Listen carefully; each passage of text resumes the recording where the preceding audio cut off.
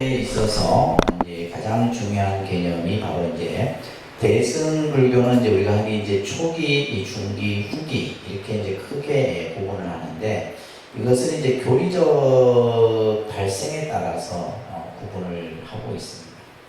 그래서 대승 초기에는 이제 주로 나타나는 개념이 바로 반야공사상이죠. 반야공사상이고, 그다음에 이제 대승 중기에 오게 되면 이제 유식사상이라는 사상이 나타나죠. 이제 대승 초기에는 뭐 화엄 사상이라든지 이런 사상들도 이제 대승 초기에 나타납니다. 그다음에 이제 대승 후기에 나타나는 것이 이제 밀교 사상. 중간에 뭐 정토 사상도 있고 이런 이제 사상들이 발생이 되게 됩니다. 자, 먼저 교재 첫 줄에 이런 말이 있습니다. 대승의 출발점은 어디에 있다? 그죠? 우리가 깨달음을 얻고자 하는 데 있다. 대승. 그래서 이제 불교의 목적이 뭡니까? 깨달음입니다. 불교의 목적이 뭐예요? 깨달음. 여러분들이 깨달음을 너무 추상적이고 막연하게 생각하는데 아니에요. 내가 지금 현재의 중생의 마음에서 좀 더 닦아서, 그죠? 보살의 마음이 되고, 보살의 마음에서 좀 더 부처의 마음으로 나아가는 것이 바로 이 불교의 공부입니다. 그래서 바로 이 불타가 되고자 하는, 우리가 그래서 이제 대승불교에서는 부처님이 한 분이 아니죠. 수많은 부처님들이 출연하십니다. 예를 들면 서가모니 부처님 같은 경우도 그 부처님의 몸이 하나가 아니라 1100억 화신이라. 법화경에 나와요. 법화경에 보면 서가모니 부처님의 분신들이 1100억의 분신의 모습이 법화경에서 써있어요. 그 분신들이 전부 하나로 모아지는 이런 장면들이 법화경에서 나오는데, 바로 모든 중생이 다 깨달음을 얻고자 하는 거예요. 그죠? 모든 이들이 다 함께 깨달음을 얻고자 하는 거예요. 자, 이를 위해서는 대승의 보살도에 있어서 가장 중요한 것이 뭐다? 우리가 깨달을 수 있는, 그죠? 그 근본 조건을 갖추고 있어요. 그것이 뭐냐면 바로 불성이라는 겁니다. 우리에게 뭐가 갖춰져 있다? 불성이 갖춰져 있다. 부처의 성품이 우리에게 다 내재되어 있는데 그것을 우리는 모르는 거예요. 중생은. 그냥 내가 중생이다 생각하는 거예요. 우리 안에는 뭐가 있어요? 부처가 될 수 있는 성품이 있다. 그 성품이 있기 때문에 우리는 뭐요? 깨달음을 향해서 나아갈 수가 있는 거예요. 그 깨달음에 향해 나아가는 것을 불지다 이렇게 표현하는 겁니다. 우리가 예를 들면 이제 성문, 영가, 보살, 불 이런 이제 단계가 있는데 그 불지를 향해서 나아가기 위해서는 무엇가 강조가 된다? 말합니다. 신심, 보리심. 신심과 보리심이 강조가 돼요. 그래서 여러분들이 이제 신앙생활을 하는 가장 중요한 이유가 뭐냐? 신심을 갖추는 거예요. 신심을 갖추는 거예요. 그래서 이 신심의 뿌리를 우리는 이제 신근이라고 얘기를 합니다.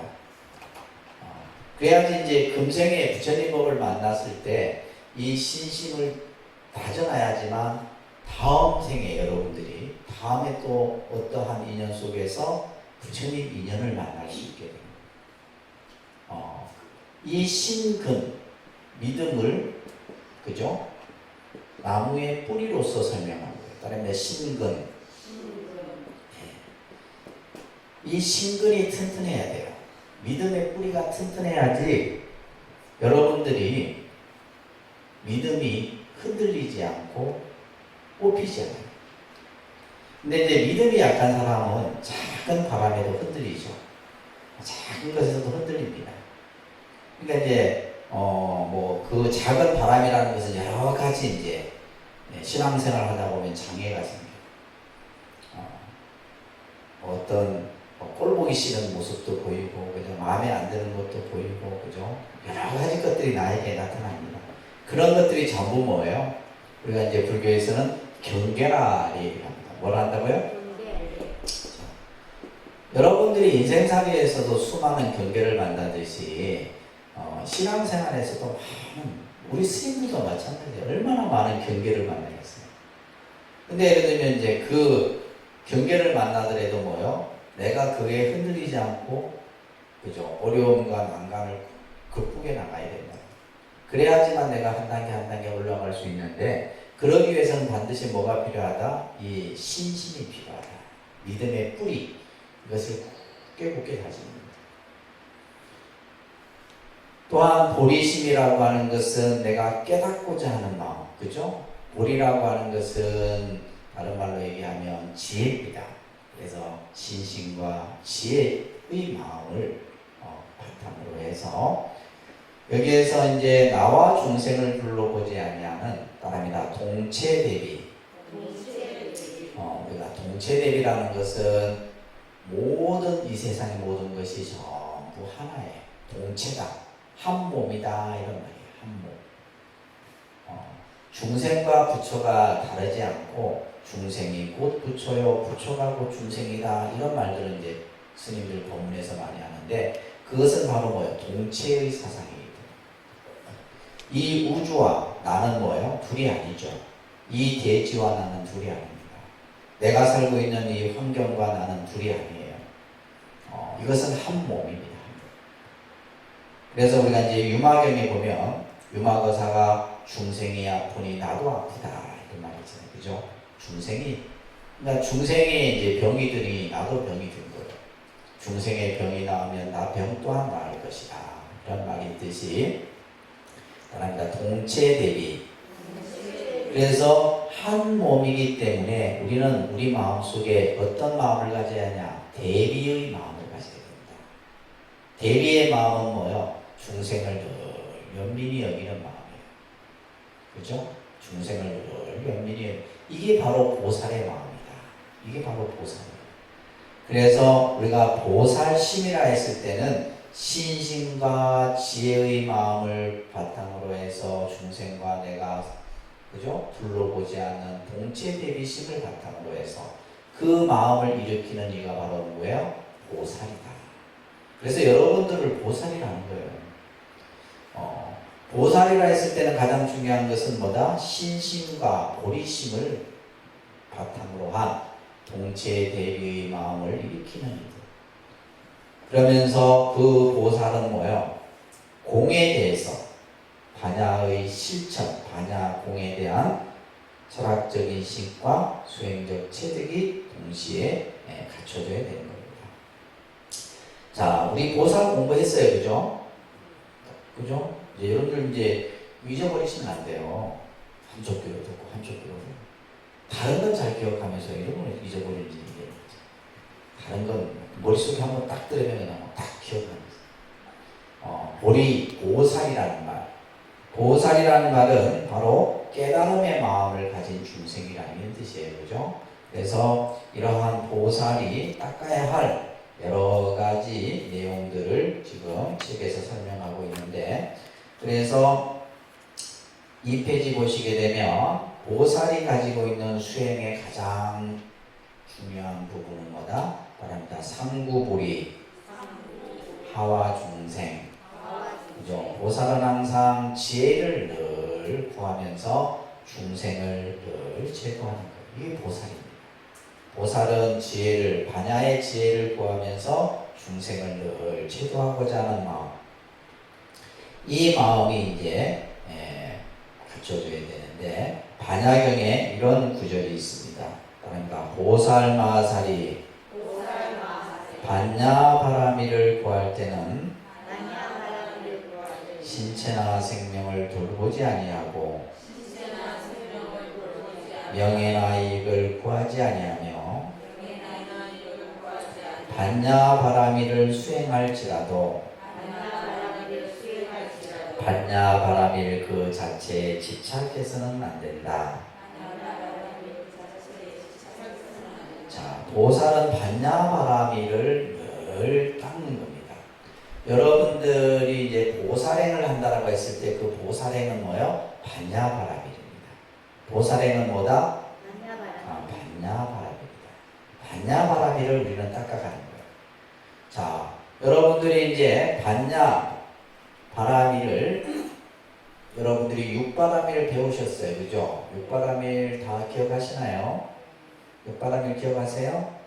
자, 따라합니다. 보시, 지게, 인요, 정진, 선정, 지혜. 네, 마지막이 지혜죠. 그죠? 반야입니다. 반야. 그래서 이 육바라밀이 바로 반야바라밀이에요. 육바라밀의 수행이 바로 뭐다? 반야바라밀이다. 그런데 육바라밀의 수행이 반야바라밀이다.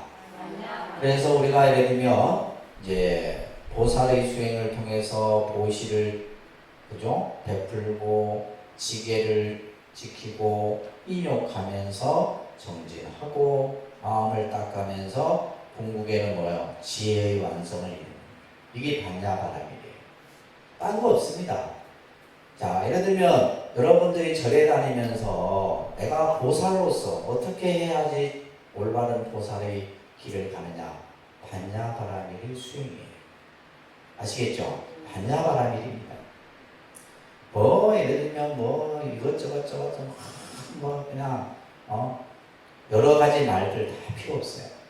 오로지 뭐다? 반야바라밀의 수행과 반야바라밀의 완성을 위해서 우리는 보살의 수행에서 가장 중요하게 강조되는 겁니다. 자, 이러한 보살들이 우리는 경전을 통해서 무수히 등장을 합니다. 그래서 이제 보면 뭐 관세음 보살도 있고 문수, 보영, 지장 보살들도 우리가 그죠? 공부를 했고 쭉 넘기셔서 이건 단지 여러분들 2학기, 1학기 마무리에 공부했던 내용들이에요. 자, 그러면서 8페이지 넘어가시게 되면 자, 따라합니다. 보살은 자각으로부터 보살은 자각으로부터라는 말은 자각은 뭐예요? 스스로 깨달음으로부터 이 말이에요. 아, 스스로. 내가 내 스스로 이제 뭐예요? 자각하는 거죠. 그러면서 바로 아까 반야바라밀의 수행이 다른 말로 얘기하면 자리이타의 수행이다. 그러니까 자리이타의 수행. 그러니까 가만히 이제 불교 공부를 하다 보면 이 말이 그 말이고 그 말이 요 말이고 요 말이 저 말이 똑같은 말이에요. 그러니까 이제 스님들 법문을 보면 다 같은 말이에요. 그냥 설명하는 스님에 따라서 이제 여러분들이 달리 들리지만 근본은 전부 하나예요. 하나. 그죠? 여러분들이 유튜브에서 뭐 듣는 스님들의 설법이나 뭐 BTN이나 이런 데서 전부 뭐예요? 다 같은 얘기입니다. 그래서 자리이타의 수행이 바로 보살이 자각으로부터 출발을 하게 되는데 그 수행의 근본이 바로 무슨 수행이다? 육바라밀 수행입니다. 그런데 육바라밀 수행. 자, 그럼 여러분들이 이제 보살로서 닦아야 될 것이 뭐예요? 육바라밀이다. 예를 들면 뭐 절에 와서 연구를 하고 절하고 이게 아니에요. 뭐 다란히 외우고 이거는 수행의 한 일부에 불과한 거예요. 그러면 여러분들이 딱 그러니까 우리는 지금 왜 불교가 이 좋은 사상과 가르침을 가지고 있음에도 이것이 그죠? 일반화되지 못하고 그냥 관념화되어 버리는 거예요. 그냥 교리로만 생각하는 거예요. 교리. 이건 교리가 아니라 실천이에요. 실천. 어떻게 우리가 불자들이 신앙생활을 일상생활 속에서 실천합니다. 첫 번째가 뭐예요? 보시입니다. 따라합니다. 보시. 그죠? 이 보시 바라밀을 통해서 뭔가 내가 내 마음 속의 욕심과 탐욕을 버리는 수행을 하는 거예요. 보시 바라밀의 본질은 내 마음의 욕심과 그죠? 뭔가 집착을 베풀므로써 내가 그것을 조금씩 덜어내는 겁니다. 그래서 보시바라밀은 베풀어 주는 거예요. 그래서 우리가 가장 큰 즐거움이 뭔가 내가 가진 것을 남에게 주는 겁니다. 사실 받는 것은 그렇게 기쁘지 않아요. 근데 내가 가진 것을 남에게 줄 수 있을 때 그죠? 행복한 거죠. 그래서 여기서도 지금 보면 이제 여러 가지 보시의 얘기가 나오죠. 꼭 어떤 물질적인 것이 아니더라도 그죠? 재물이 없어도 베풀어 줄 수 있는 무죄의 칠시도 있고 그죠? 이런 가르침들 얼마나 좋아. 이런 것들을 우리는 뭐냐면 그냥 하나의 그냥 뭐 글로 생각하고 지식으로 생각하면 안 된다. 두 번째가 지게바람이에요. 지게바람. 우리가 살면서 지켜야 될 것들, 그죠? 또 예를 들면 사회적 질서라든지 또 종교적 규범이라든지 이런 것들을 우리 보살은 잘 지켜야 된다. 그 다음에 인욕바람일이죠. 인욕바람일. 이 인욕바람일은 뭔가 오늘 그 아침 뉴스에 참 뉴스를 보다 보면 안 좋은 뉴스도 많이 나오는데 뭔가 이렇게 그래도 아직 이 세상은 뭐 이렇게 감동을 주고 이런 것들 아무것도 아닌 장면인데 그것이 뉴스가 되죠. 이게 뭐냐면 오늘 잠깐 나왔던 짤막한 장면이었는데 이제 횡단보도 이제 이게 횡단보도가 있는데 우회전을 차가 해요. 우회전 차를 하는데 차가 멈춰주니까 길을 가는 학생이 진짜 90도로 있어요. 근데 아무것도 아니잖아요, 그죠? 차가 당연히 써야 되고 뭐 그 사람이 먼저 건너야 되는데 이 학생이 왜냐면 이 학생의 인성을 얘기하는 거예요. 요즘 그런 애들 있어요, 없어요? 없어요. 진짜 뭐 고개 까딱하는 것도 아니고 진짜 뭐 허리가 90도. 네, 그런 것들이 이제 어떻게 보면 바로 이 우리가 여기서 말하는 바람일 행위인 거예요. 그래서 우리가 좀 더 뭐 양보하고 좀 참고 이런 베풀고 이런 것들이 이제 바로 불교에서 보살의 힘을 통해서 설명하는 거예요. 자, 이 내용들은 여러분이 한번 쭉 읽어보셔야 됩니다. 아셨죠? 그 다음에 정진바람일이에요. 끊임없이 노력하는 거죠. 노력하는 겁니다. 정진하는 그 마음은 모든 것을 능히 다 가능해요. 정진하는. 그죠? 이 정진심이 있어야 돼요. 우리가 보살의 수행을 닦으려고 하면 조금씩 내가 하고자 하는 그런 노력하는 마음이 있어야 됩니다. 그래서 정진바람일의 그 근원은 뭐냐면 행원입니다. 다른데 행원. 행원은 뭐예요? 내가 원력이죠. 그죠? 원력과 신심이 정진의 바탕이 되는 거예요. 여러분들은 지금 원력의 생활을 하고 계십니까? 원력이 없으면 신앙생활은 죽은 거예요. 내가 신심이 없는 것은 신앙생활은 그냥 취미생활이에요. 이러면 안 돼요. 그래서 행원과 신심을 바탕으로 해서 내가 정진바람일을 이루어요. 예를 들면 이제 저 같은 경우는 원력이 있어요. 어떤 원력이에요? 일단 독립선언을 정상화시켜야 되겠다는 원력이에요. 이 원력 하나로 내가 지금 사실은 어떻게 보면 정진심을 일으키는 거예요. 그러니까 여러분들도 그러한 원력이 있어야 돼요. 원력이 있어야지 뭐 기도도 하고 뭔가 이렇게 보살행을 하고 하지 원력이 없으면은 안 돼요. 자, 그래서 지금 이제 이 정진의 그 바탕이 되는 것은 바로 뭐다? 행원과 뭐다? 신심을 얘기를 하고 있어요. 그 다음에 선정바람일. 선정바람일은 뭐요? 늘 스스로의 마음을 성찰하고 닦는 거예요. 저희가 이제 가을학기 어제 이제 성명상 이 수업이 시작이 됐는데 주간반도 그렇고 야간도 그렇고 이제 성명상에 대한 관심, 내가 볼 땐 관심보다는 시간이 안 맞아갖고 할 수 없이 더 어떻게 사람들이 더 많겠지만 그렇지 않으리라고 생각합니다. 그래서 명상에 대해서 우리가 뭔가 마음 수행, 내가 선정을 닦고자 하는 이런 마음들이 조금씩 이제 자리를 잡는 것에 대해서 좀 다행이구나 이런 생각을 하게 됩니다. 그래서 여러분들도 늘 이 선정바람일을 닦는 이 보살행을 같이 하셔야 돼요. 그 다음에 그랬을 때 마지막에 뭐다? 지혜 바라미를 증득하는 거죠. 그래서 이게 바로 보살행입니다. 아시겠죠? 보살. 이건 실천이지 그냥 뭐 어떤 하나의 어떤 교리나 사상이나 이런 게 아니에요. 그래서 여러분들이 내가 보살로서 어떻게 닦아야 바로 육바라미를 실천하는 것이다. 그러면서 마지막에 반야 바라미를 완성하는 게 있다. 이거 꼭 기억하시기 바랍니다. 아시겠죠? 그리고 사서법도 우리 배웠어요. 사서법은 뭐냐?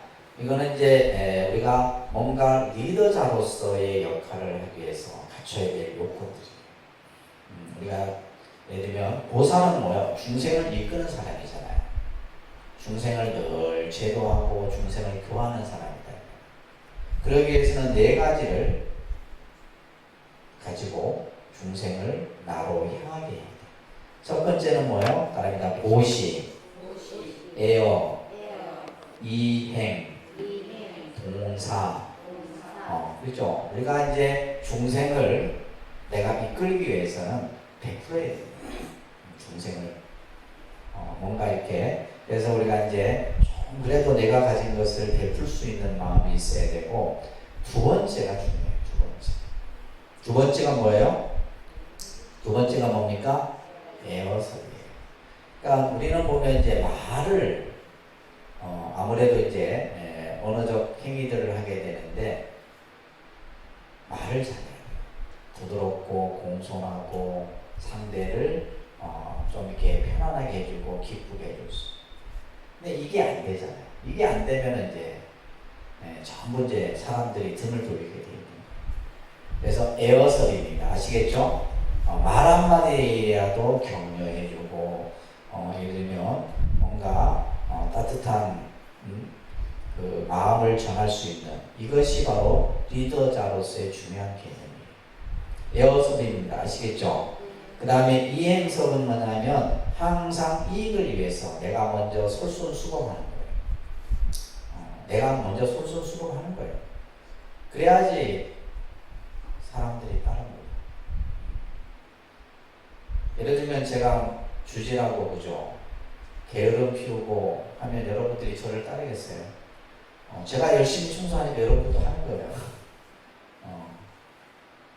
예를 들면 주지 스님이 막 그냥 시키기만 시키고 그냥 청소도 안 하고 이러면 여러분들이 하긴 하겠지. 뒤에 가서는 무시무시면 될 거야. 이해는 그겁니다. 내가 먼저 솔선수범하는. 그 다음에 동사섭이 중요한 거예요. 동사섭은 뭐냐? 똑같이 평등히 대해야 되는 거죠. 그죠? 차별하지 않고 모든 이들을 다 똑같이 대해서. 이것이 바로 보살이 가져야 될 법행입니다. 이 네 가지를 갖춰야지만 여러분들이 보살로서의 어디 가서도 이제 보살이라는 호칭은 교회에서 뭐 장로 이 호칭하고 게임 비교도 안 됩니다. 여러분들이 보살의 호칭을 받을 정도면 이 육바라밀과 사서법과 사무량심을 닦아야 됩니다. 그랬을 때 보살이 될 수 있는 겁니다. 그래서 뒤에 나오는 사무량심, 항상 보살은 네 가지 마음을 항상 생각하고 가져야 돼요. 따라합니다. 자비희사. 이거 시험에 나옵니다. 오늘 이제 앞으로 나오는 것들은 전부 이제 집중적으로 여러분들이 보셔야 돼요. 따라합니다. 자비희사. 그래서 무량심이라는 말은 한량 없는 마음. 우리 마음에서 계속 마음은 뭐예요? 마음이라는 것은 쓴다고 해서 없어지는 게 아니잖아요. 예를 들면 우리가 좋은 마음은 그죠? 내가 예를 들면 이 좋은 마음이 10개만 있는 게 아니잖아. 이 좋은 마음은 뭐예요? 100개, 1000개 뭐 써도 없어지지 않는 게 마음이에요. 그게 무량심이에요. 그래서 보살은 항상 중생을 기쁘게 해주고 중생을 연민히 여기고 중생과 함께 기뻐하고 그죠? 이것을 가져야 돼요. 얼마나 좋아요. 나는 이 지금 보살의 이 육바라밀이나 사서법이나 사무량심이면 다 될 것 같아요. 더 이상 필요가 없어요. 뭐 불교 공부가 뭐 다른 게 뭐 필요 있어요.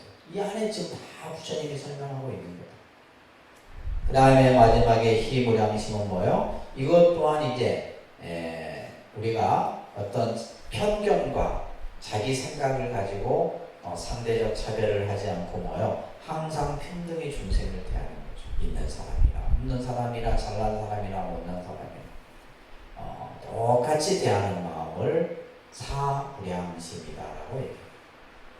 그래서 육바라밀과 사서법과 사무량심이 보살이 닦아야 할, 또 갖춰야 될 수행의 가장 지침이다라는 겁니다.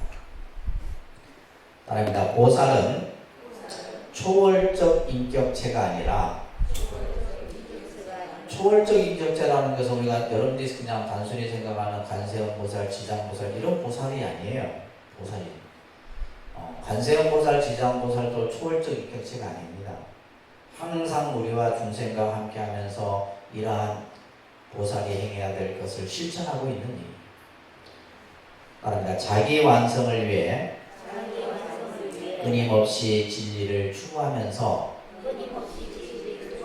또 한편으로는 중생들에게 참된 이익과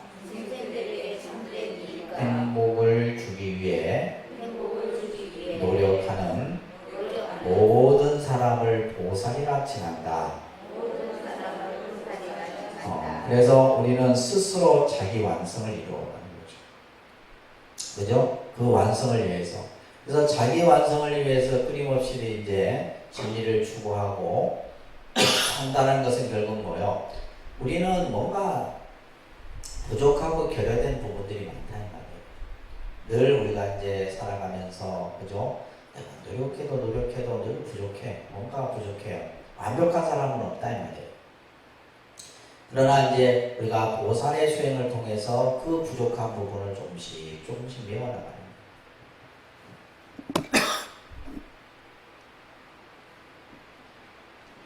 인색한 마음을 오시로서 변화시키고, 또 내가 짜증내고 화내는 마음을 인욕으로서 다스리고, 그죠?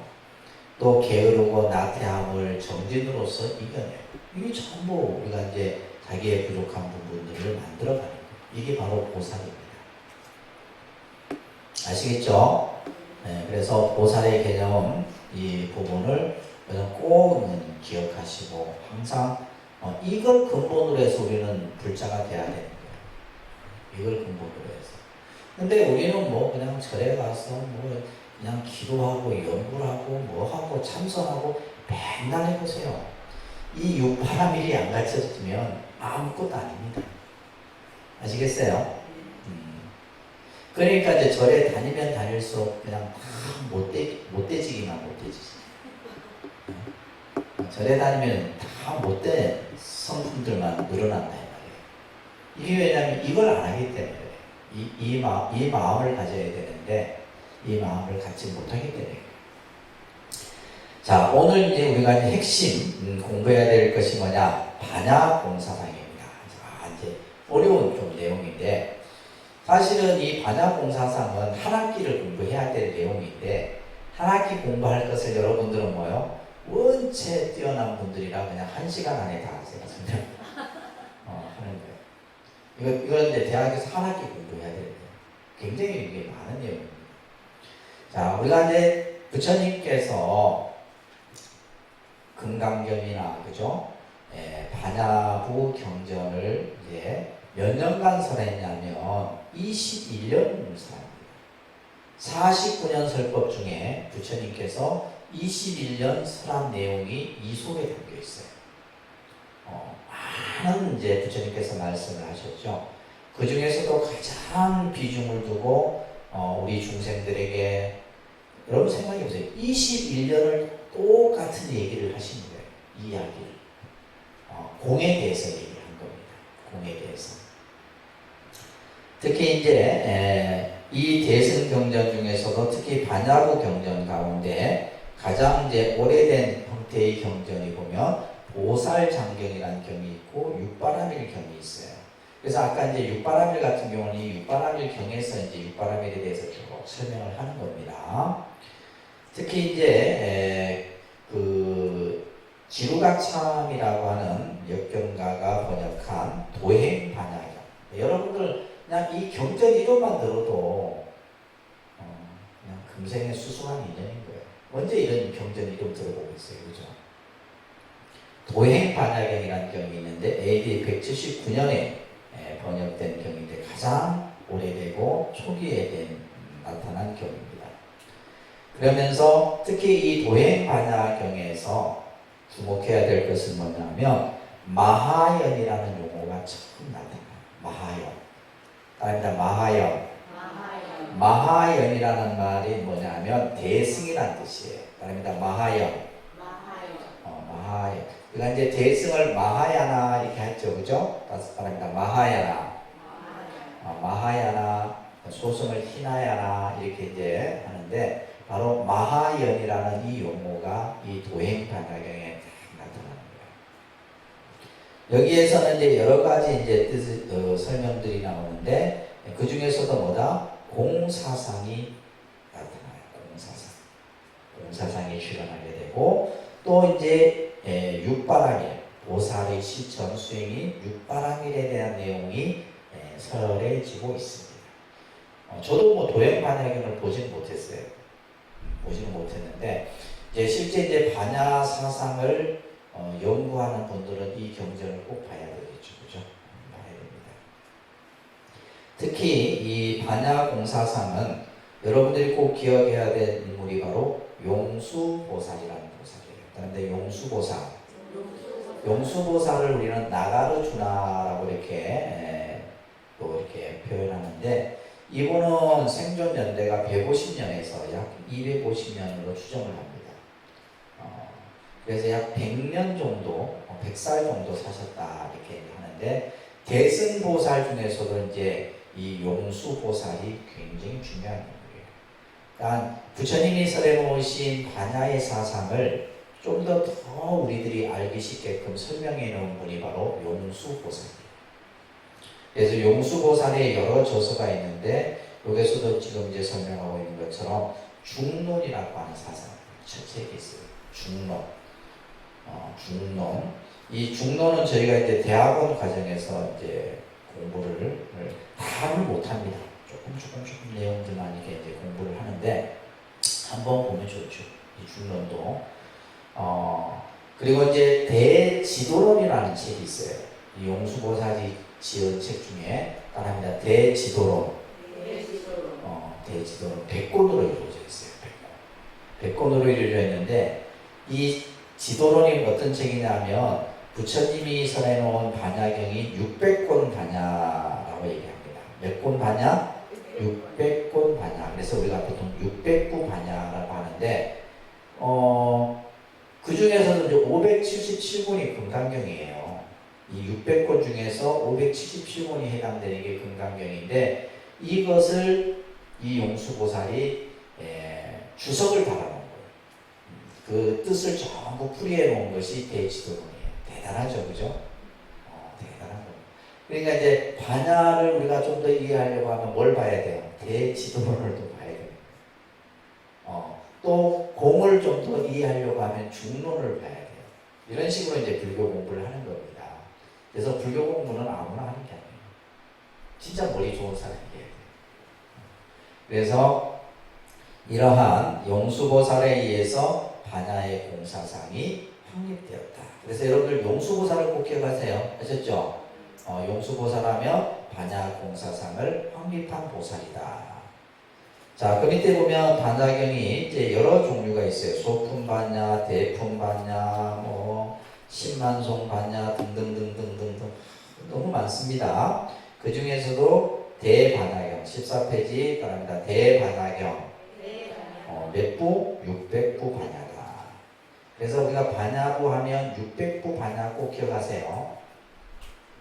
그 중에서도 이제 이 600부 반야경을 600권의 이 방대한 부처님의 말씀을 260자로 줄여놓은 것이 반야신경이에요. 엄청난 거죠. 그러니까 여러분들이 반야신경을 한번 독송하는 것은 뭐다? 600부 대반야경을 독송한 것과 똑같아요. 그래서 반야신경이 짧은 얼마 되지 않지만 그 안에는 뭐요? 부처님의 21년의 설법이 그 안에 다 담겨 있는 거예요. 자, 그런 것들을 여러분들이 이해하시면서 밑에 보시게 되면 대승경전이 성립된 시기를 잠깐 설명하고 있는데 대승이 이제 대승불교가 일어나면서 용수보살까지를 일기시대로 이렇게 보고 있습니다. 그 다음에 이기는 용수보살 이후에 무착과 세친이라는 보살이 이제 이 보살은 유식사상을 확립을 합니다. 유식. 나중에 공부할 거예요. 유식은 뭐냐면 불교 심리학이에요. 이 무착과 세친에 의해서 이제 마음에 대해서, 마음의 구조, 마음의 역할 이런 것들에 대한 공부가 이루어지게 되고, 그 다음에 세친 이후에 이제 밀교경전이 성립되는 그 시기를 이제 대승 3기 이렇게 이제 구분을 합니다.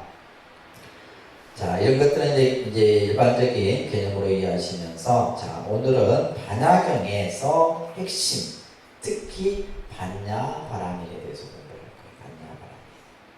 자, 들어갑니다. 반야. 반야의 뜻은 뭐다? 지혜의 뜻입니다. 반야의 뜻은 뭐다고요? 지혜. 꼭 기억하세요. 반야는 지혜다. 근데 이 지혜인데, 이 지혜는 뭐냐 하면 무분별지라는 의미로 생각합니다. 그런데 무분별지. 불교는 지혜의 종교다라고 합니다. 그죠? 지혜. 근데 이 지혜는 무분별이에요. 무분별. 그죠? 없을 무자에다가 분별. 분별이라는 것은 참이다, 거짓이다, 맞다, 틀리다 이렇게 나누는 것을 분별한다 그러잖아요. 그죠? 뭔가를 나누는 것을 분별이에요. 우리는 일반적인 생각은 늘 뭘 해요? 이 분별적 생각을 가지고 있어요. 이것을 이제 우리가 의식으로 치면 분별의식이라고 해요. 그러니까 분별의식.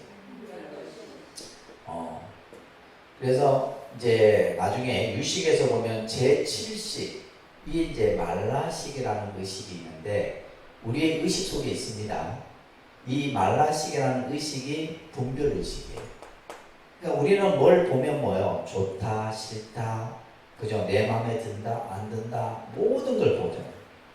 우리가 예를 들면 뭐 잔을 보더라도 이 잔 뭐 괜찮네, 이쁘네, 별로네, 그죠? 어떤 대상을 볼 때마다 우리는 뭐가 일어나요?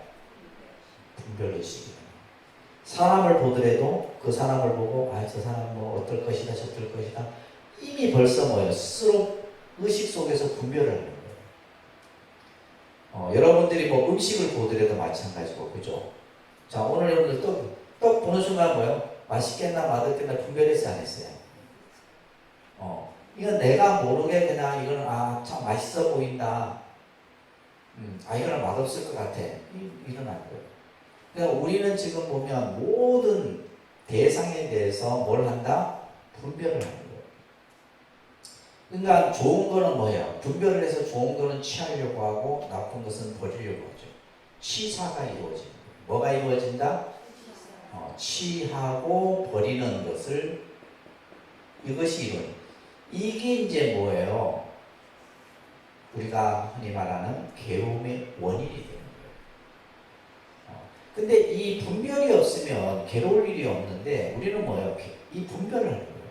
좋은 거는 자꾸 가지려고 해요. 나쁜 것은 멀리 하려고 하고. 그죠? 마음에 드는 것은 내 걸로 만들려고. 마음에 안 드는 것은 못. 그러니까 이 분별이라는 의식이 결국 뭘 만들어요? 괴로움을 일으킨다. 자, 여러분들이 예를 들면 괴롭다라는 생각이 일어났을 때 그 괴로움에 그것을 깊이 들여다보면 이거예요. 분별의식이에요. 분별의식입니다. 그래서 이 분별의식이 제7 말라식이라는 의식에서 일어나요. 그래서 우리가 눈으로 보고 귀로 듣고 어떠한 뭐 냄새를 맡고 이렇게 하는 과정에서 전부, 아까도 이제 제 방에 딱 들어갔는데 음식 냄새가 나요. 음식 냄새가 나니까 뭐예요? 기분이 팍 나빠져. 음식 냄새. 그러니까 바람을 타고 이제 들어오는 거예요. 그러니까 그러니까 예를 들면 이게 뭐냐면 기분이 나쁘다는 생각이 이미 벌써 뭐예요? 나에게는 안 좋은 감정이 일어나는 거예요. 이렇듯이 우리는 일상생활 속에서 우리의 의식이 바로 이 분별 의식을 통해 갖고 치사를 하게 됩니다. 이제 냄새가 좋으면 어떻게 했어요? 막 냄새 따라가겠지. 막 냄새를 더 맡으려고 하겠죠. 이런 식으로 우리는 모든 의식들이 일어나게 되는 거예요. 그래서 지혜는 뭐다? 이러한 분별이 없는 거예요. 분별이 없는 상태, 분별이 끊어진 상태를 지혜라고 해요. 그렇기 때문에 여기는 뭐 좋고 싫은 것도 없고 옳고 그런 것도 없고 네 거 내 것도 없고 아무것도 없는 거예요. 지금 제가 아무것도 없다 했잖아요. 그죠? 이게 바로 뭐예요? 공인 거예요. 아무것도 없어요. 근데 우리가 보는 입장에서 보면 이제 취사 선택이 있는 거예요. 좋고 싫은 게 있고 니끼 내끼 있고 그죠? 그래서 이 무분별의 의미가 바로 지혜라는 뜻이고 그다음에 바람일은 바람이 있다라는 이제 어원을 가지고 있죠. 그죠? 그래서 저 열반의 세계에 이른다. 도피안의 뜻을 가지고 있어요. 깨달음의 세계에 이른다 이런 뜻이에요. 바람일은 뭐다? 깨달음에 이른다 이런 뜻입니다. 저 언덕에 건너간다 이런 뜻이에요. 자, 이걸 또 설명하려면 이거 애들이 다 설명한 것 같은데. 자, 우리가 사는 세계를 차안이라 합니다. 무슨 안? 이쪽 언덕이라는 뜻이에요. 이 언덕이라는 뜻입니다. 이쪽 세계, 우리가 사는. 그래서 이것은 중생세계예요. 중생세계. 자, 그러면 이제 저 언덕이 있어요. 이것을 피안이라고 합니다. 그러니까 피안이란 말 들어보셨죠? 피안에 이른다 이런 말이 이제 우리가 불교에서 많이 쓰는데 이 피안이라는 것은 바로 무슨 세계예요? 이것은 해탈의 세계입니다. 중생 세계가 아니라 이건 무슨 세계? 해탈 세계예요. 이제 다시 말해서 열반 깨달음의 세계를 말합니다. 그러니까 이제 중생의 세계는 괴로움의 세계고 해탈의 세계는 영원한 행복의 세계. 그래서 이 언덕에서 저 언덕에 이른다. 이 언덕에서 어디? 저 언덕. 그래서 우리가 아제아제 바라제 바라승아제 모지사바가 가세가세 어서가세 저 피아노의 세계에 어서가세 이런 뜻이에요. 우리 반야신경 매일 아제아제 하잖아요. 그 아제아제 뜻이 바로 뭐다? 저 열반의 세계에 함께 이르세 이런 뜻이에요. 저 부처님의 영원한 행복의 세계에 함께 가자 이런 뜻을 가지고 있습니다. 자, 그래서 말합니다. 반야 바라밀. 그래서 반야 바라밀을 통해서 저 해탈의 세계에 이른다 이 말이에요.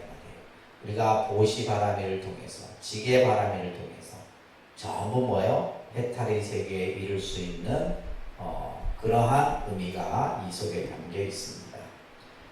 자, 우리가 이제 반야도 조금 이제 교리적으로 조금 이제 어려운 내용인데, 이건 이제 굳이 모르셔도 되는 내용이에요. 되게 좀 어렵습니다. 조금.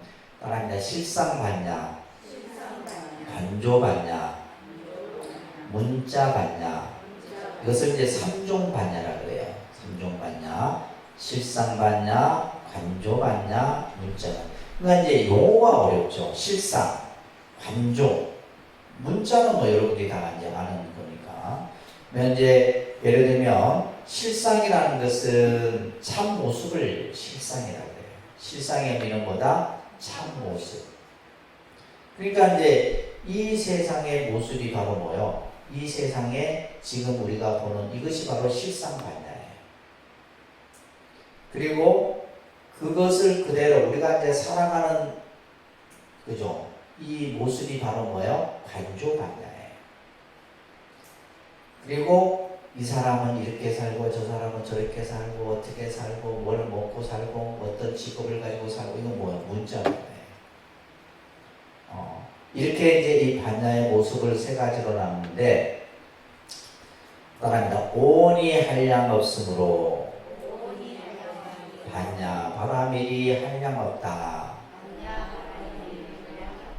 이런 이제 구절이 있는데 오온이 한량 없다. 오온이 한량. 오온은 뭐요? 색수상행식. 따라합니다. 색수상행식.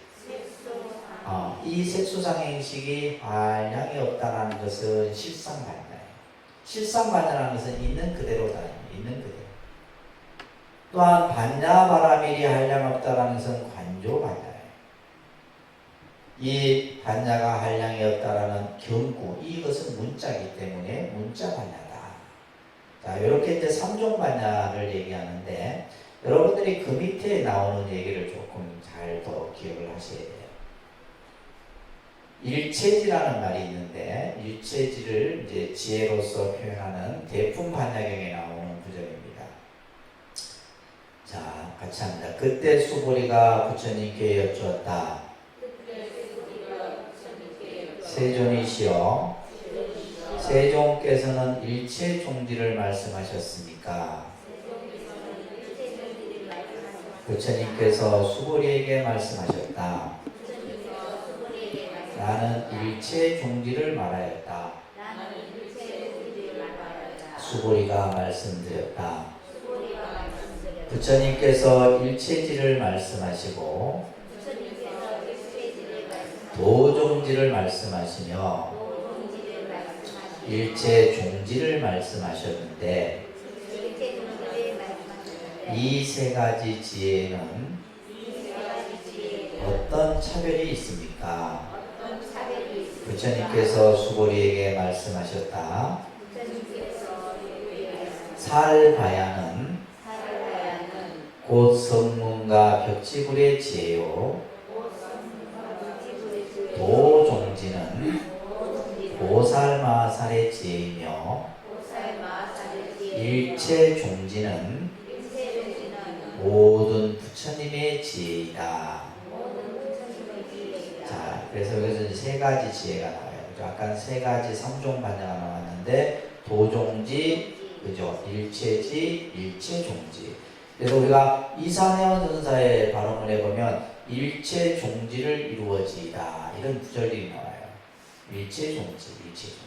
그러니까 우리가 이제 궁극에 이루어야 될 지혜는 바로 일체종지인데, 자, 그 밑에 보면 이제 일체지는 뭐냐면 우리는 뭐요? 모든 현상이 있다라고 생각해요. 있다. 또 부처님께서 처음 우리들에게는 유를 설하셨습니다. 모든 것은 있음에 대해서 설했단 말이에요. 생로병사가 있고, 그죠? 오온이 있고, 또 뭐요? 육근이 있고, 전부 이 현상이 다 있다라고 말씀하셨어요. 그런데 이제 그 있다라는 것에 이제 우리는 집착을 하는 거죠. 그것이 마치 실제하는 것이냐. 그것을 깨부수는 지혜가 바로 부수는 지혜가 일체지고, 또 이제 공부를 하다 보니까 수행자들이 뭐에 집착을 해요? 공에 집착을 합니다. 공에 집착. 유에 집착하고 공에 집착해요. 그러니까 이제 그 공의 집착을 부수기 위한 지혜가 도종지예요. 도종지.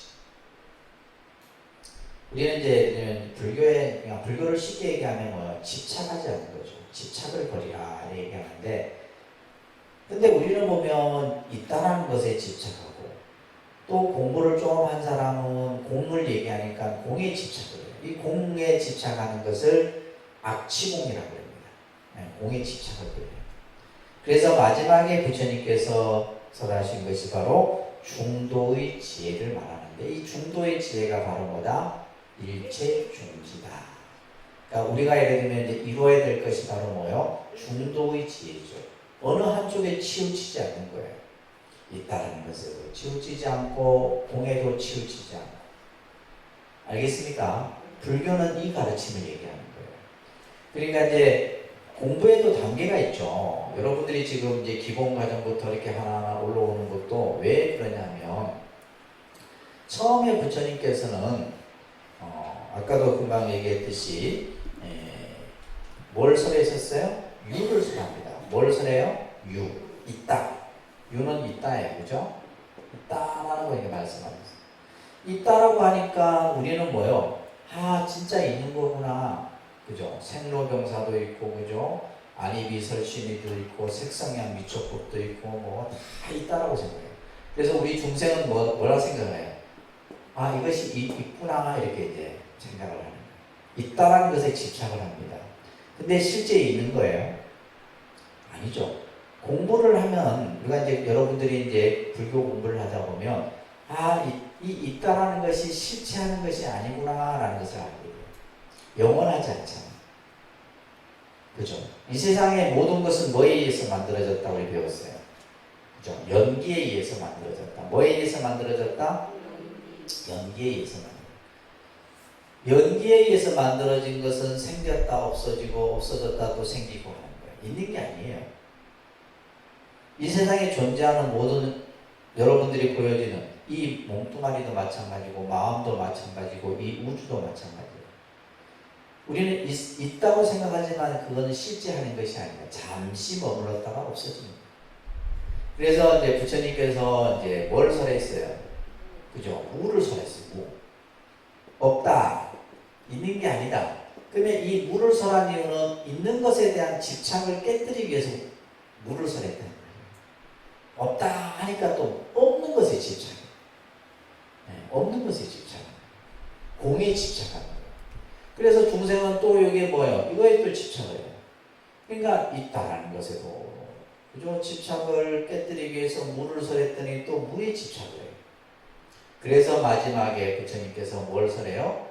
중도의 지혜를 설한 거예요. 이 중도라는 것은 있는 것도 아니고 없는 것도 아니고 그죠? 하나도 아니고 다른 것도 아니고 나중에 이제 나오는데 팔불 중도 사상이 이제 용수보살이 이 부처님의 가르침을 바탕으로 해서 중론에서 설명을 하고 있는 거예요. 자, 그래서 요 지금 이제 일체 종지에 대한 설명을 하면서 자, 우리는 그러면 반야공사상이니까 그러니까 이제 부처님께서 처음에는 아함경을 설하셨죠.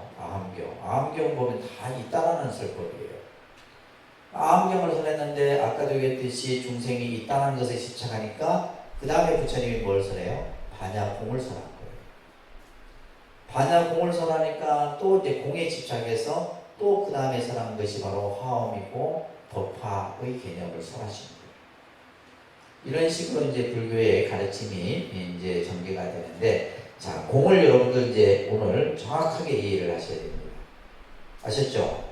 그래도 불대생이면 정확하게 이해를 해야 됩니다.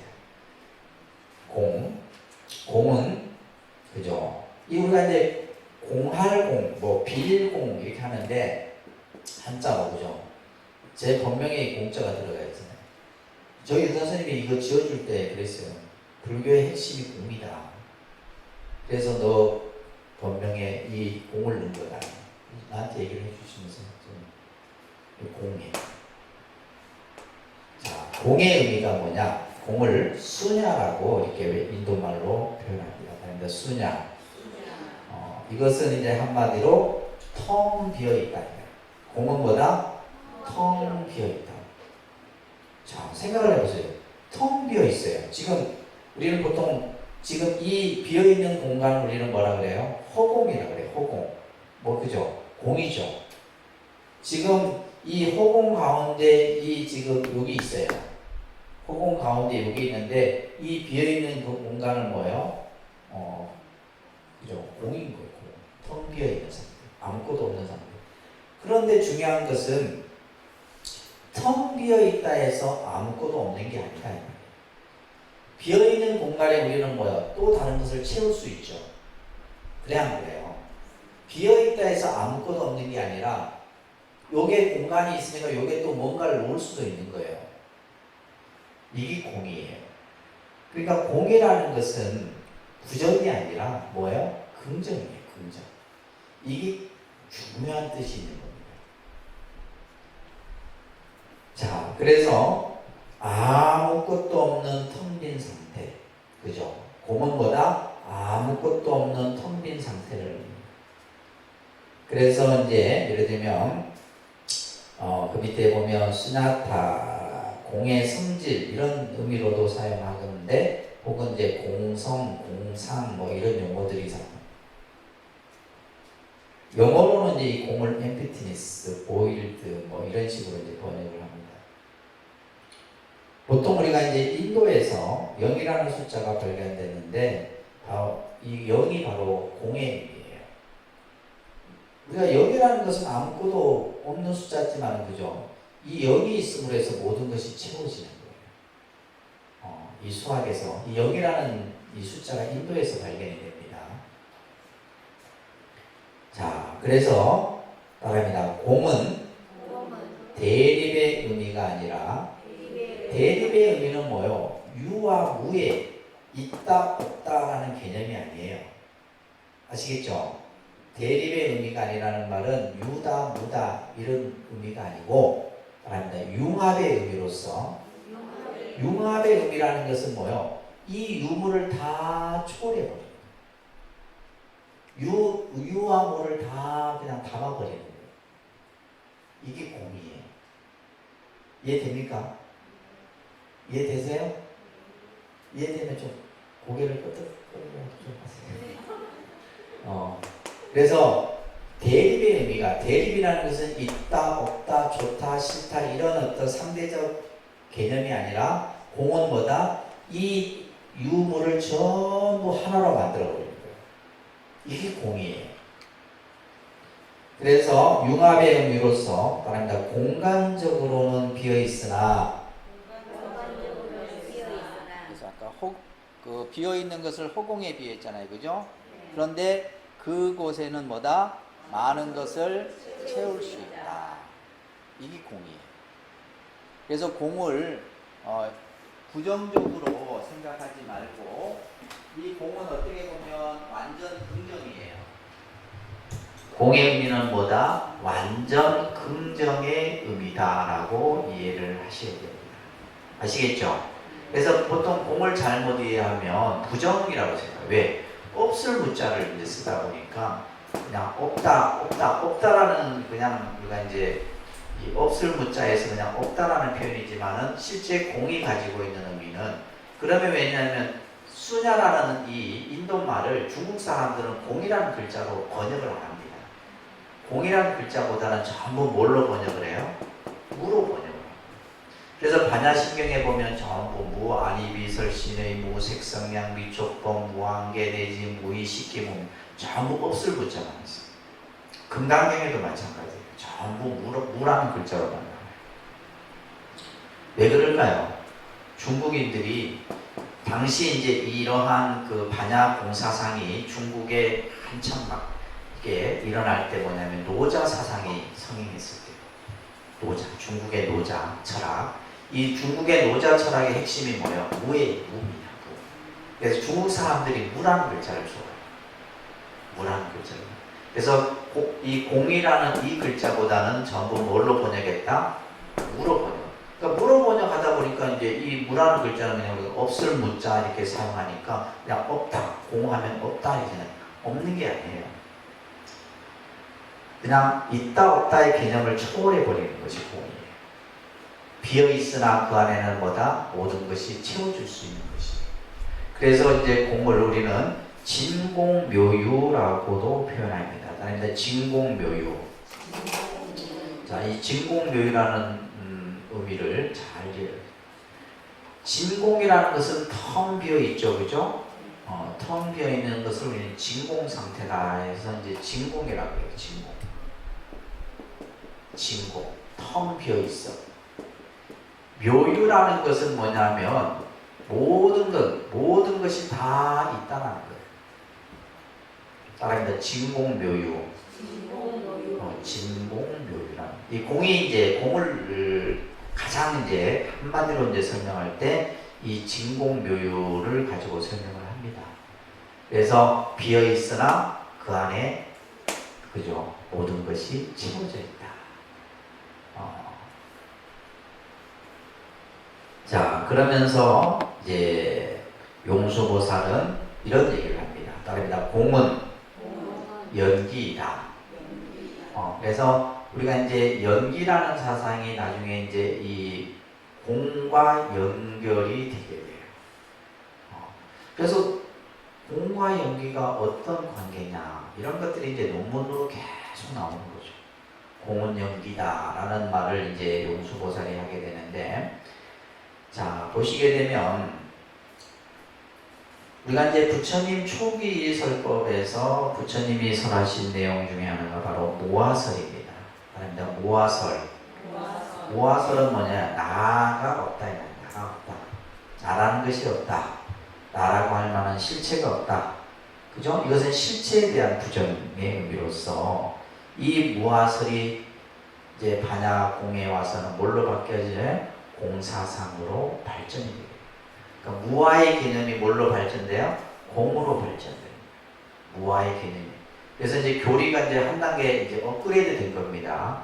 그러니까 우리는 이제 이 반야 공사상이 나타나기 전까지는 무아만을 이해했었는데, 이 무아가 뭘로 더 발전돼요? 공으로 발전되게 돼요. 그래서 공이라는 것은 허무의 개념에서 유무의 대립이 아니라 그랬죠. 그죠? 또 우리가 예를 들면 유상의, 무상과 유상의 대립이 아닌 거죠. 공은. 이제 그걸 이제 밑에 도표로 설명하고 있는데, 그렇기 때문에 공이라는 것이 뭐 허무적 개념도 아니고 또 유의 개념도 유무의 대립도 아니고 또 무상과 유상의 대립도 아닌 것이 바로 공의 개념입니다. 다릅니다. 대승불교에서 공이라는 의미는 자성, 실체, 본성, 자아, 이 용어들이 굉장히 많이 쓰죠. 그죠? 자성, 본성, 그 다음에 실체, 그죠? 자아라는 이런 이제 자아라는 다릅니다. 인간이 궁극적으로 간주하는 본질적인 것들이 실제로는 없다라는 의미로 사용된다. 그러니까 공이라는 개념이 우리가 이제 여기서 말하는 본질적인 것, 뭐 자아다, 본체다, 실체다 이런 것들에 대해서 그것은 실체한 것이 아니다 라고 설명하는 것이 바로 공의 개념으로 설명합니다. 자, 예를 들면 책상이라고 하는 것이 있어요. 책상. 책상이라고 하는 것이 본래 있었나요? 책상이라고 하는 것이 본래. 그죠? 우리가 그냥 책상이라는 것은 이름을 이제 붙여놓은 거죠. 책상이라고.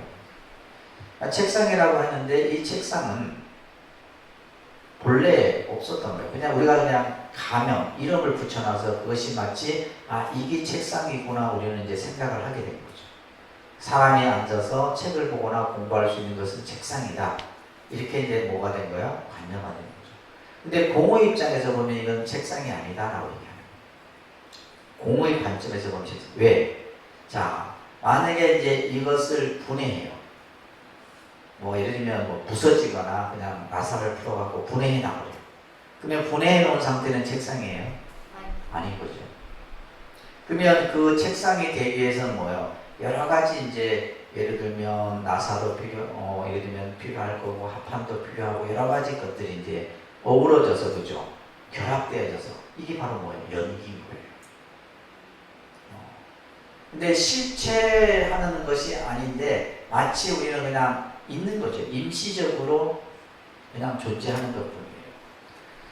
늘 말씀드리지만 그래서 이제 금강경에서는 보면 전부 가명이라고 얘기를 합니다. 예를 들면 중생이 아니라 그 이름이 중생이다.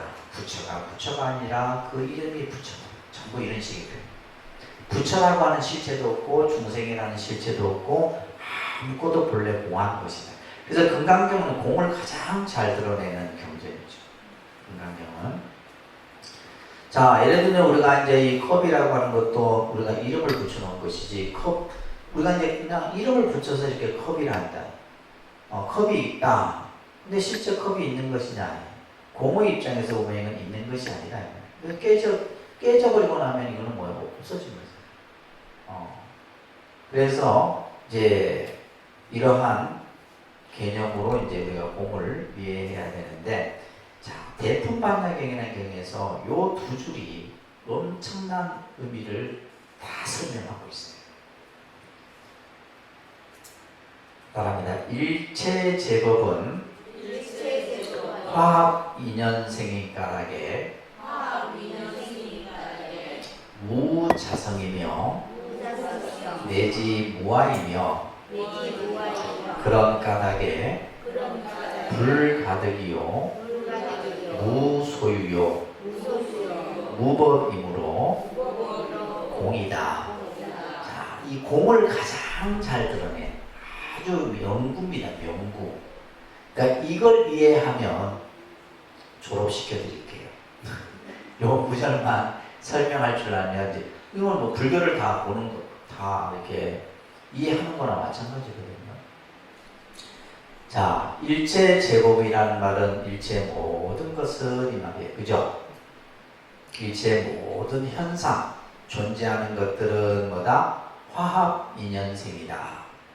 다시 말해서 뭐예요? 연기이다. 이런 말이에요. 이 세상에 존재하는 것은 모든 것은 연기로 의해서 존재하는 것이다. 그렇기 때문에 자성이 없어. 아까 자성, 본성, 실체, 자아 이런 말을 했었죠. 그죠?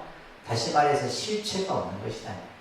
그러니까 연기로 만들어지는 것은 실체가 없어요.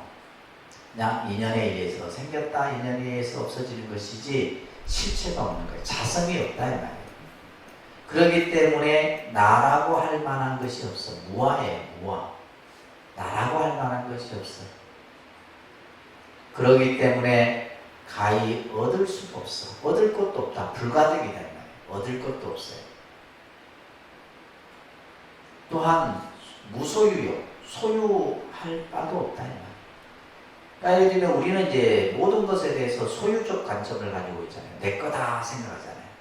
내 게 아니에요. 그건 뭐예요? 여러분들이 가지고 있는 내 몸뚱아리, 내 남편, 내 자식, 그죠? 내 집, 이건 뭐예요? 잠시 2년 동안 머무는 것이에요. 이걸 생각할 줄 아셔야 됩니다. 아셨죠? 내 거라고 막 집착하고 이러면 이제 괴로움이 생기는 거예요. 내 거에 내 게 아니에요. 네? 내 거에 내 거 아니에요. 내 거 아니에요. 내 거 아니라는 생각만 하면 괴로움이 안 생겨. 근데 내 거다 생각하면 뭐예요? 괴로움이 생겨요. 내 거라는 생각 안 하면 괴로움이 생길 일이 없어요. 실제로 그렇습니다. 그래서 지금 이제 예를 들면 무소유예요. 소유한 바가 없어. 근데 예를 들면 이제 우리가 사는 동안에는 내 거라 생각하고 사세요. 아시겠어요? 네. 내 거라는 생각을 가지고 살 때 그에 집착만 안 하면 돼요. 집착만. 그래서 예전에 저를 이제 그 처음 주지로 보낼 때 큰절의 스님께서 저한테 그런 얘기를 했어요. 네가 주지로 나가 살 때 주지로 나가 살 때 주인으로 살 때 언제든지 떠날 수 있는 마음을 가지고 살아라. 다시 말해서 나는 막 이게 내 적이다, 막 내 거다 이런 생각을 가지게 되면 안 되니까 네가 사는 동안은 네가 주인으로 살 때 언제든지 뭐예요? 떠날 수 있는 마음으로 살아. 그런 얘기를 저한테 해주셨어요. 우리가 예를 들면 정말 뭐 내게 없다는 말이에요. 내게 없는데 우리는 자꾸 모든 걸 내 거라 생각해요. 이 독립선언도 내게 아닙니다. 사람들은 독립선언이 내 거라 생각해요. 내 거 아닙니다. 내 게 아니고 뭐요? 잠시 내가 주지로서 있는 동안에 내가 관리하고 할 뿐인 것이지 내가 떠나고 나면 이게 뭐 내 건가? 언젠가는 다 떠나야 될 것이고 그죠? 하는 것들. 그래서 무소유요 무법이다. 뭐라고 단정 지을 수 있는 것이 없어. 그렇기 때문에 공인 것이다. 그래서 일체 제법은 공이다. 이렇게 지금 대풍반야경에서는 공을 설명을 합니다. 그래서 용수보살은 공의 개념이 붓다가 깨달은 연기법의 이치이고 또한 당시 설일체유구에서 주장하는 법의 견해를 비판하는 공원부 차성임을 용수보살은 밝히고 있습니다. 따라합니다. 항상 생각을 집중하여 자아에 집착하는 견해를 타파하여. 자아에 집착하는 견해라는 것은 뭐예요? 내 생각, 자기 주장, 이거예요. 우리는 뭐냐면 자기 주장, 자기 생각에 갇혀 있거든요. 이 견해를 부숴버려야. 우리는 내 생각이 옳다고 생각하고, 그죠? 내가 이해하는 것만이, 그죠? 그것이 정당하다고 생각하는데 그 견해를 부숴버려야. 다른 생각, 다른 사람의 생각이 옳을 수도 있어. 맞을 수도 있고, 그죠? 그러면서 말합니다. 세간을 공으로 관찰하라. 그죠? 이 세상을 공으로 봐라 이 말이에요. 그래서 나중에 공관 수행이 나오는 거예요. 이 공사상에서도 관법 수행이 나오는데 그게 바로 공관 수행이에요. 모든 것을 뭐로 봐라? 공으로 봐라. 말합니다. 그러면 죽음을 초월할 수 있을 것이다. 죽음도, 그죠? 죽음도 두려워할 것이 없는 거예요. 이 세상을 공으로 볼 것 같으면 뭐 죽음도 두려워할 것도 없고 나에게 닥친 불행도 두려워할 것도 없는 거예요. 아무것도 두려워할 일이 없다고. 이와 같이 세간을 관찰하는 사람에게는 죽음의 왕을 보는 일은 없다. 이 죽음의 왕이 누구예요? 염라대왕이죠. 염라대왕을 만날 일이 없는 거예요. 수타니파타라고 하는 부처님 말씀에서 얘기하고 있죠. 그죠? 자, 그러면서 말합니다. 세존이시여 세간은 공이라고 합니다. 이 세상은 공이다. 이렇게 이제 얘기하는데 세존이시여 대체 어찌하여 세간은 공이라고 하십니까? 자, 이렇게 이제 제자가 질문을 한 거예요. 부처님이 세상은 공이다 얘기하니까 어찌하여 세상은 공입니까? 이렇게 경전에 나오는 얘기입니다. 안한다요. 아 혹은 아소에 대하여 공인 까닭에 세간은 공이다라고 하는 것이다. 이 여기서 이제 아는 이것을 이제 능소의 관계에서 이거는 주체를 말하는 거예요. 나. 아는 뭐예요? 주체. 아소는 객체를 말하는 거예요. 그러니까 다시 말해서 주관과 객관, 주와 객이 다 공이에요.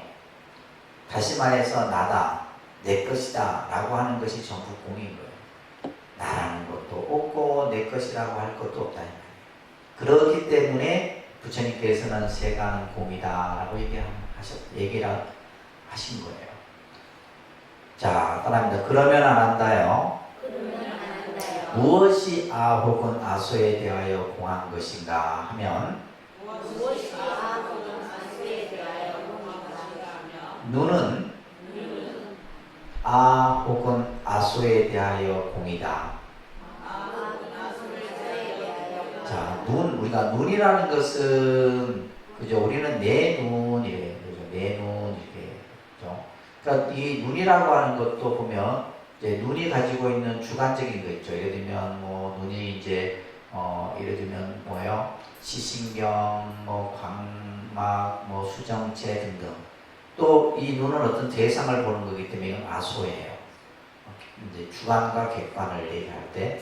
근데 그에 대해서 눈은 공한 것이다. 왜? 실체가 없는 거죠. 왜냐하면 연기이기 때문에. 결국 예를 들면 이제 눈도 뭐예요? 우리는 점점 흐릿해지고 결국은 이제 시야도 그죠? 앞을 보지 못하는 상황입니다. 예를 들면 아 혹은 아소에 대하여 공이 아니라 한다면 눈은 뭐예요? 그죠? 늘 밝은 상태를 유지해야 돼요. 눈이 뭐 예를 들면 우리가 이제 뭐가 끼어갖고 그죠? 앞이 안 보이거나 그러면 안 된다. 그래서 여기서 말하는 색 또한 혹은 아소에 대하여 색 또한 물질 또한 뭐다? 물질의 어떤 주체와 객체 또한 공인 거예요. 안식 또한 아 혹은 아소에 대하여 공이다. 그래서 이제 모든 안입이 설신의 색성양 미촉법 그죠? 색수상 행식 전부 일체가 바로 공한 것이다. 그래서 아 혹은 아소에 대하여 공이다라는 의미는 뭐냐? 아 혹은 아소가 없다 이런 뜻이에요. 실체가 없다 이런 뜻입니다. 실체. 자, 눈이라고 하는 것이 실체가 있느냐? 실체가 없다. 그래서 여기에서 이제 무아라는 개념을 설명하고 있는데, 그래서 밑에 보시면 아는 본질을 얘기합니다. 눈이 가지고 있는 그죠? 본질. 아소는 뭐요? 눈의 작용을 얘기하는 거예요. 눈이라는 것은 어떤 대상을 보는 거잖아요. 그죠? 그래서 아 혹은 아소.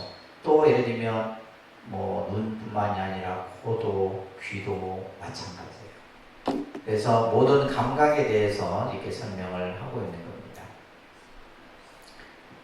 자, 이러한 개념이 이제 반야경에서는 이제 공간 사상으로 나타난다라고 얘기했죠. 그죠? 모든 것을 공으로 보는 겁니다. 그래서 뭐 일체가 전부 공한 것이다. 그래서 고정적인 실체가 없다라고 관하는 것을 공간이라고 얘기합니다. 그런데 공간, 일체가 그죠? 실체가 없다라고 보는 거예요. 그래서 이제 그 유부 사상에서는 있다라고 얘기하는 것을 이제 이 반야공에서는 없다, 공한 것이다라고 강조를 하는 겁니다. 19쪽에 보시게 되면 자, 공사상은 따릅니다. 모든 법은 공한 것이기 때문에 고정적인 법은 있을 수 없다라고 주장한다. 고정적인 법이라는 것은 영원하지 않다 이 말이에요. 딱 그죠? 영원한 것이 없다는 거예요. 그렇기 때문에 부처님께서는 공이다라고 합니다. 잠시 있다 없어지는 거예요. 모든 것은 뭐다? 잠시 머물다 없어지는 것이지 그것이 계속 그 상태로 유지되는 게 아니다. 왜냐하면 이유를 얘기하죠. 모든 것은 다른 것과 서로 조건 지어져서 성립되기 때문이다. 어떠한 조건에 의해서 유지되고 그 다음에 이제 존속되는 것이지 그것이 이제 끝나고 나면 뭐예요? 없어지는 거죠.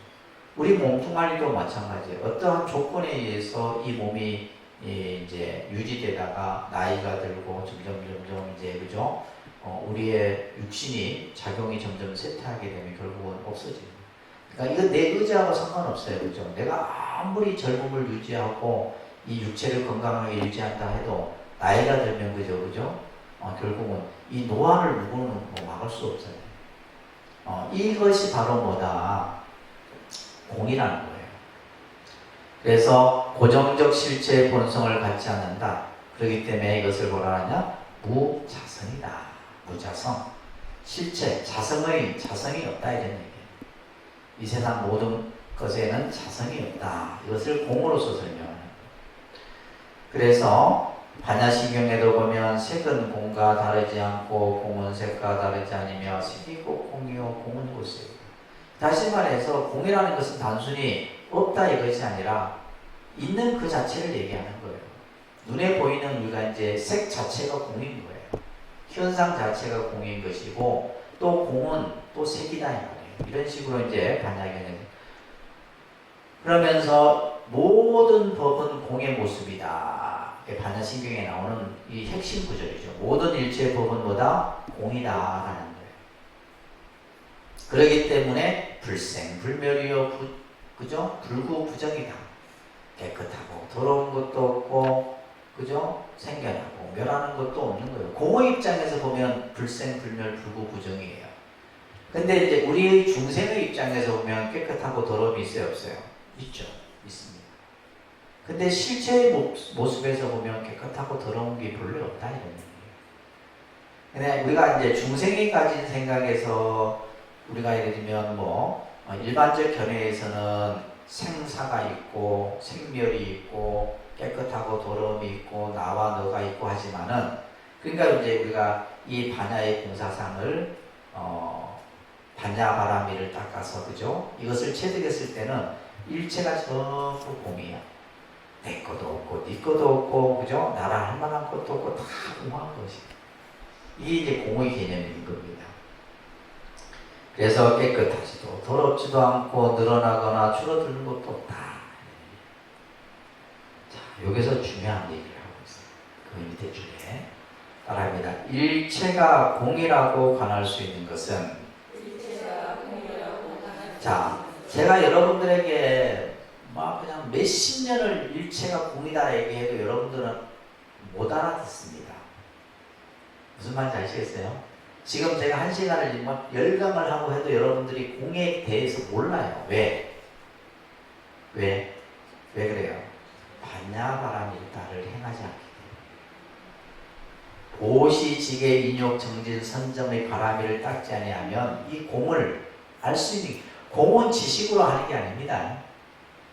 예를 들면 뭐 일체가 공이다 하니까 아이고 그냥 우리가 뭐 듣는 지식으로 이해하는 게 아니에요. 반야바라밀을 통해서만이 공을 체득할 수가 있어요. 그래서 여러분들이 공을 몰라도 내가 머리가 나쁘구나 이렇게 생각 안 하셔도 돼요. 아시겠죠? 공은 바로 뭐다? 반야바라밀이다. 공을 관할 수, 일체가 공이라고 관할 수 있는 것은 반야바라밀다를 실천하여 얻어지는 것이다. 이게 오늘 공부의 핵심입니다. 반야바라밀다를 내가 닦아야지만, 그래서 여러분들 반야신경 첫 구절에 보면 관자재 보살이 깊은 반야바라밀다를 닦을 때 이렇게 나오잖아요. 온이 공한 줄 아시고 일체의 괴로움을 건너시는, 이게 반야신경의 핵심이에요. 그래서 우리가 지금 해야 될 게 뭐예요? 반야바라밀다를 닦아야 되는 거죠. 그 반야바라밀다의 수행이 아까 우리 배웠죠? 뭐예요? 육바라밀의 수행이다. 이렇게 돌아가는 거예요. 핵심이. 아시겠죠? 육바라밀을 닦음으로써만이 우리가 일체가 공인 줄 아는 것이지, 그냥 여러분들이 뭐 공을 들어서 이해하고 뭐 지식으로 알고 아는 거 하는 게 아니에요. 그렇기 때문에 이것을 따라합니다. 세간의 인식 단계가 아니라 지혜의 완성에 도달한 경지에서 체득할 수 있는 것이다. 세간의 인식 단계는 뭐예요? 지식으로 이해할 수 있는 것이 아니다.